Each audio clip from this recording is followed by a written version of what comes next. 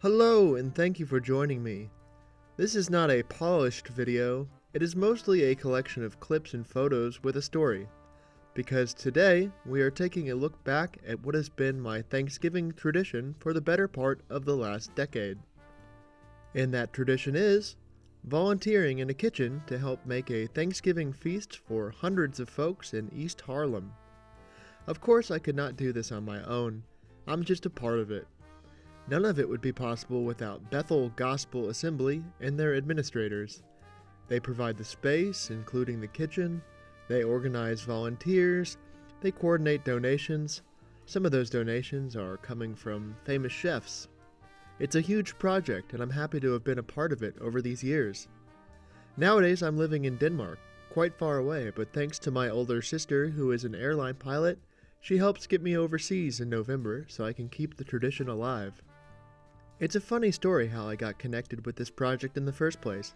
I was in culinary school in the Hudson Valley of New York. I don't have any videos from this part of my life, so you will just see some photos from the time while I speak. The whole time I was in school there, I was pretty broke, but I made a little bit of money by having a student job at the rec center. I would sit at the front desk and make sure people scanned their cards when they came in, and answered the phone. Well, one day I was working when I got a call from a Miss Winter. She explained that she was calling from Bethel Gospel Assembly and was seeking volunteers for the Thanksgiving Day meal that they offer to the community every year. A more wise person probably would have directed her call to someone in charge of clubs or something, but instead I just said, "Well, I can help." And the rest is more or less history. After culinary school, I moved to New York City to get involved with the fine dining scene there. Oftentimes in the restaurant industry, you work on major holidays. So I was often around to help with the project every year. My main responsibility when I'm in that kitchen is turkey. And I take that job very seriously because turkey on Thanksgiving is the centerpiece. And so many people dislike turkey because they always get served an overcooked bird. Well, I always have my meat thermometer on hand to make sure we reach a temperature that is safe but not hammered. And there's a lot of turkey to cook and temp. I'm grateful that the turkey is already cut up and seasoned by the time I get there. But the job isn't over as soon as the turkey is cooked. For added convenience, when serving the turkey, we pull all the meat off the bones. And that is quite the chore. Lucky for me, I've had several friends come and lend a hand over the years. Petra was there in the first year. Even when my one friend Aaron was the head chef of a fancy restaurant, he came to help one year. And most recently, my big-hearted friend Hai has been a huge help as well. Teamwork makes the dream work, as they say. The first year I helped out with this project, I was amazed by how many turkey bones we ended up with after picking all the meat off. It really adds up quickly, not to mention the carcasses as well. I looked at it all and said to myself, we have to make a stock out of this and turn that into a gravy. I also noticed we had a ton of giblets. To those unfamiliar, the giblets are the neck, liver, gizzards, and heart of the turkey collectively. Any cook worth their salt knows these bits are perfect for gravy. So these bits always get set aside for me.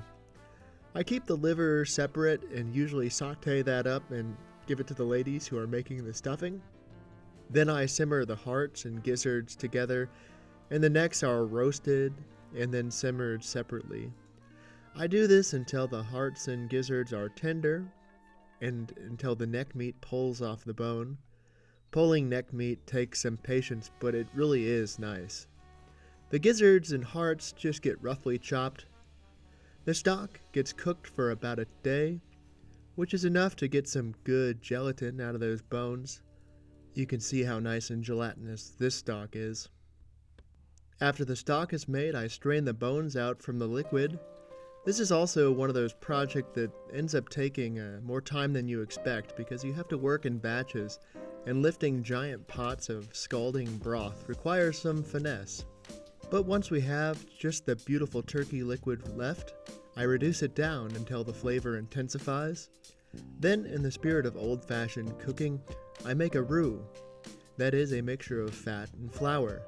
And usually I have so much rendered fat from the turkeys on hand, I can use that schmaltz as the fat component of the roux.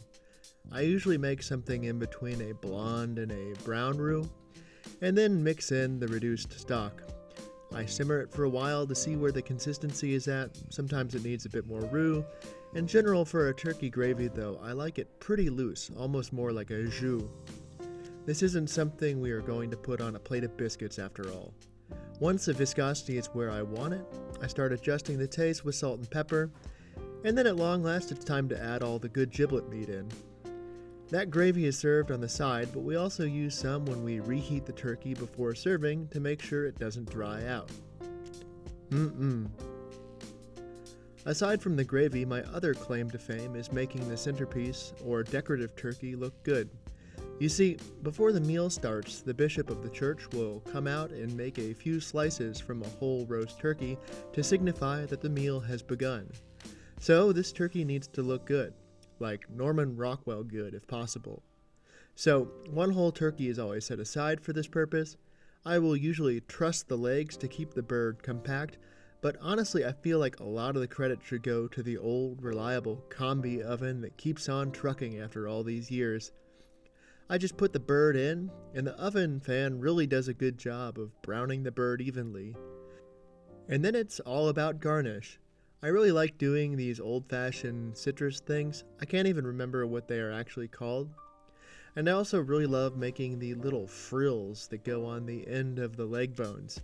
It's the kind of thing I've only ever seen in cartoons before, so it really helps to make the turkey look like it came out of a movie, basically.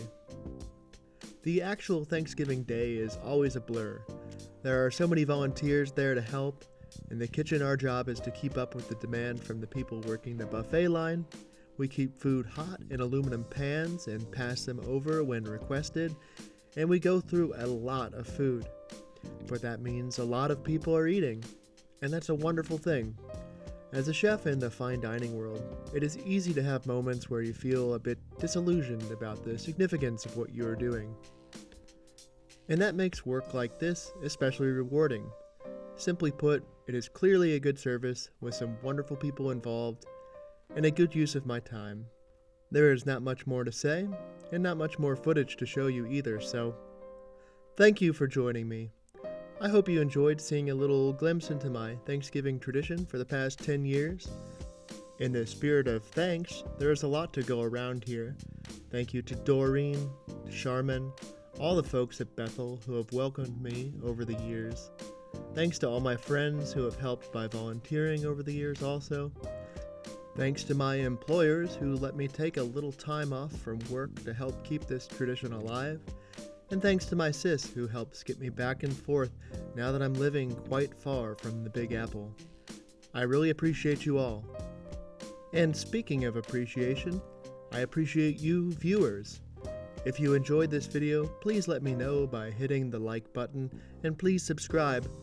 I normally prepare recipes in my videos, but sometimes I will do something a little different, like with this one. And be sure to comment below if you have any questions or just want to say hey.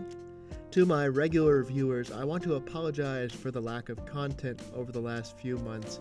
It's been crazy busy on my end, but Brian and I are determined to get back to business as usual, and we are excited as ever to bring you more videos. So we will see you out there. Until next time, cheers!